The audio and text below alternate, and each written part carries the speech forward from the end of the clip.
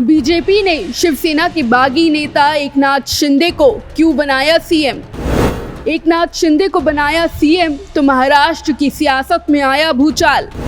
देवेंद्र फडणवीस के साथ हुआ बहुत बड़ा खेल।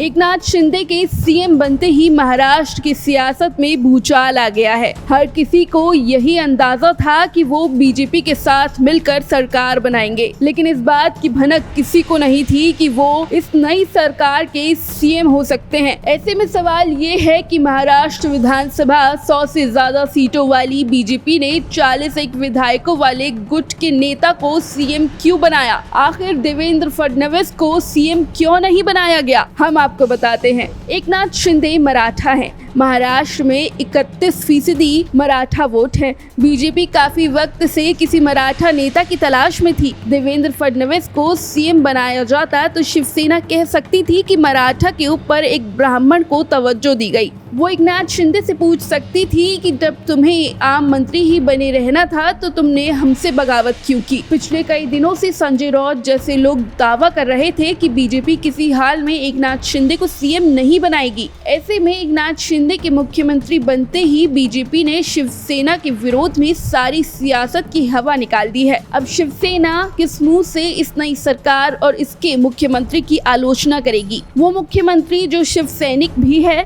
और मराठा भी, वो शिव सैनिक जिसे आप सीएम बनाने का भरोसा तो देते रहे मगर बनाया नहीं। एकनाथ शिंदे के सीएम बनाए जाने पर लोग जितना हैरान हैं उससे ज्यादा उन्हें इस बात की हैरानी है कि 2 बार के सीएम फडणवीस डिप्टी सीएम कैसे बन गए। राजनीति में कोई भी सीएम डिप्टी सीएम बनकर अपना डिमोशन क्यों कराएगा? तो इसका सीधा जवाब ये है कि केंद्रीय और प्रांतीय नेतृत्व से ज्यादा मजबूत कौन है। वैसे भी फडणवीस अभी 50 की ही है, उम्र भी उनके पक्ष में है। उनके पास दोबारा सीएम बनने के लिए बहुत उम्र पड़ी है। इसलिए अलाकमान ने जब उन्हें सारी स्थिति समझाई होगी तो वो आखिरकार मान गए होंगे। इस सब के बीच ये समझ लेना भी जरूरी है कि एकनाथ शिंदे को सीएम बनाना बीजेपी के लिए कोई स्टॉप गैप अरेंजमेंट है। ऐसा नहीं लगता कि ये सिर्फ अगले 2.5 साल की रणनीति है। शिंदे को लेकर बीजेपी की बड़ी और दूरगामी नीति है, क्योंकि ऐसा हो ही नहीं सकता कि आज वो एक मराठा को मुख्यमंत्री बनाकर